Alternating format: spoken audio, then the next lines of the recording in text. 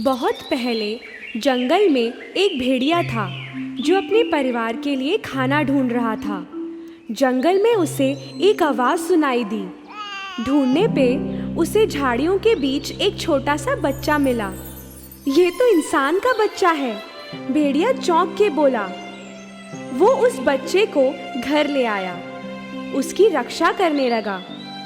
जंगल का बाघ शेर खान ये देख के नाराज हुआ, क्योंकि उस बच्चे को इंसानों से वो चुरा के लाया था।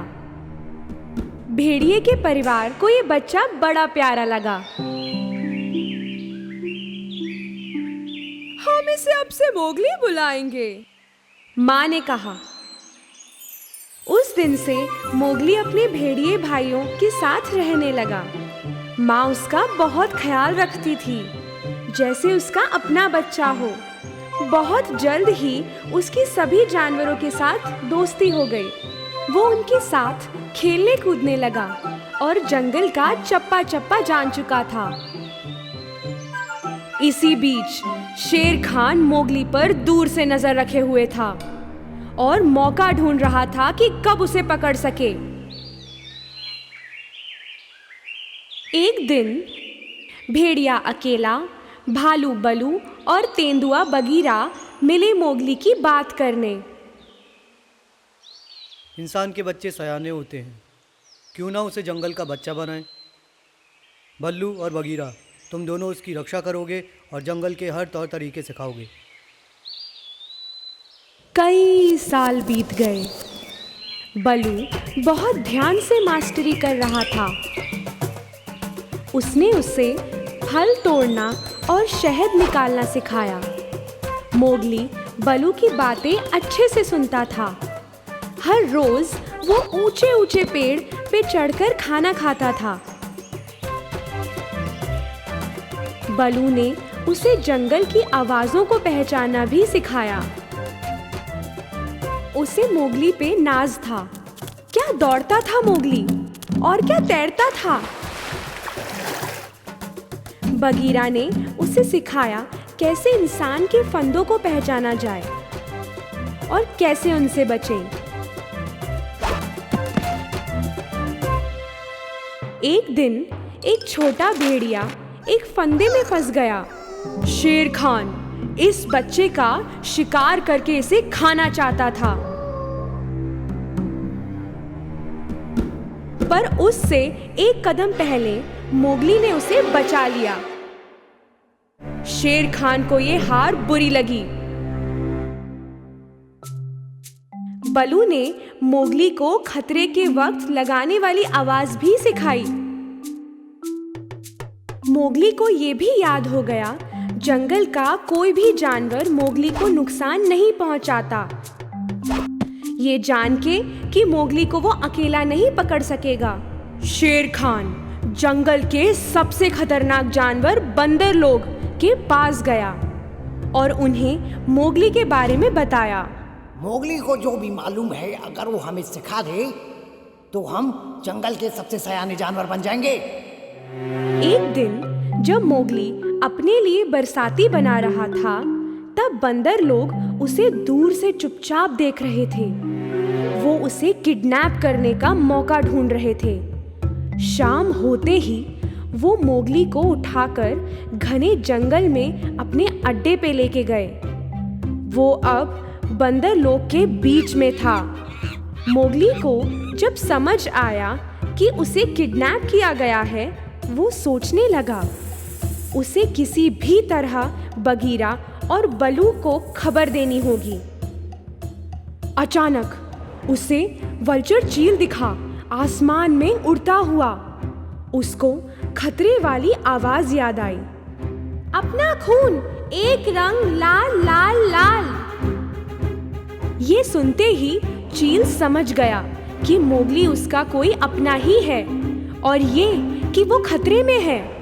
मेरा नाम मोगली है, बलू और बगीरा को बताओगे कि मैं फंसा हुआ हूँ? बिल्कुल, क्यों नहीं, चील बोला और उसने उड़ान भरी खबर पहुंचाने के लिए। बंदर लोग उसे उठा के अपनी गुफा में ले गए। बंदर नगर में इस घने जंगल में एक किला था जिसे इंसान सालों पहले छोड़ चुके थे। मोगली ने भागने की बहुत कोशिश की पर कोई फायदा ना हुआ। बगीरा और बलू ने सांप के से मदद मांगी।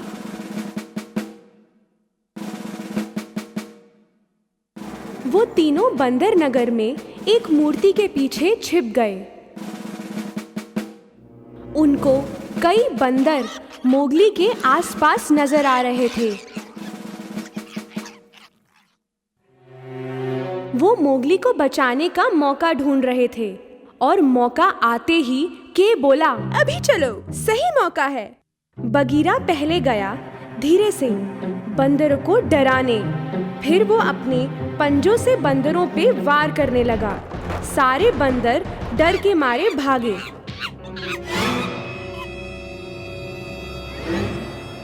अचानक बगीरा को बंदरों ने घेर लिया।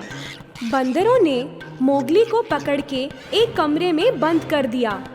मोगली को बगीरा के लड़ने की आवाज आ रही थी। उसे याद था कि खंडर के नीचे पानी का कुंड है और उसे ये भी मालूम था कि बंदर पानी से डरते हैं। बगीरा, जल्दी से पानी में कूद जाओ। बगीरा भाग के पानी में कूदा। अब बलू को भी बंदरों ने घेर लिया था। बलू अपने बचाव के लिए अपने पंजों से लड़ रहा था। वो अच्छा लड़ रहा था पर बंदर बहुत ज्यादा थे और बलू अकेला पड़ गया।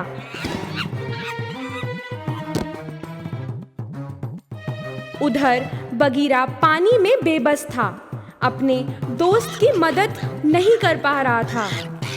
बलू बंदरों में उलझा हुआ था कि के वहां आया। के ने अपनी पूंछ से बंदरों को थप्पड़ मारा और सब भागे। बंदर के से हमेशा डरते थे, उसके सामने टिक नहीं पाते थे। जब वो लोग वहां से दूर घने जंगल में चले गए, बलू आजाद हो गया।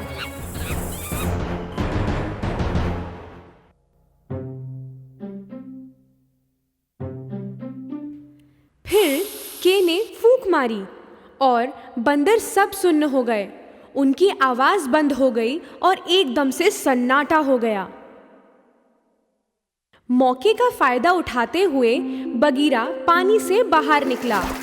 मोगली उस कमरे से चिल्लाया, मैं यहाँ हूँ, इस कमरे में। के ने पूंछ मारी और दीवार गिर गई और मोगली कूद के बाहर आ गया। बलू ने उसे गले लगा लिया। ओ, ठीक तो हो ना तुम? हाँ, ठीक हूँ, पर भूख लगी है बड़ी। तुम सबने अपनी ना सोच के मेरी जान बचाई। थैंक यू उसके लिए। मोगली के को देखकर बहुत खुश हुआ। तुम ना होते तो क्या होता? Thank you. मोगली, बलू और बगीरा के को बाय कह के घर की तरफ गए। अब शेर खान को ये बात समझ में आ गई थी कि जिसके रिश्ते इतने मजबूत हैं वो उसे घायल नहीं कर सकता। वो अपने घर को लौट गया और वापस नहीं आया। कई साल गुजर गए और मोगली एक नौजवान बन गया था। एक दिन वो इंसानों के गांव के आसपास गया। उसे एक औरत दिखी जिसने उसे पहचान लिया। ये वो बेटा था जिसे एक बाघ ने सालों पहले छीन लिया था। उसने वो बच्चा मोगली को दे दिया। मोगली चौंक गया क्योंकि ये बच्चा बिल्कुल बचपन का मोगली लगता था। तब उसे समझ में आया कि वो बच्चा उसका भाई और वो औरत उसकी माँ है। बलू, बगीरा और के उन्हें देख रहे थे। ओ, अब तुम अपने परिवार के साथ रह सकते हो। जरूरत हो हमारी महसूस तो आवाज लगा देना बस। तुम हमारे भाई हो, ये भूलना मत कभी। Good bye Mowgli. उसके दोस्तों ने उससे विदा लिया और मोगली अपने इस परिवार के साथ खुशी से रहा। पर उसने अपने जंगल के उस परिवार को कभी नहीं भुलाया जिनसे उसका प्यार का रिश्ता था।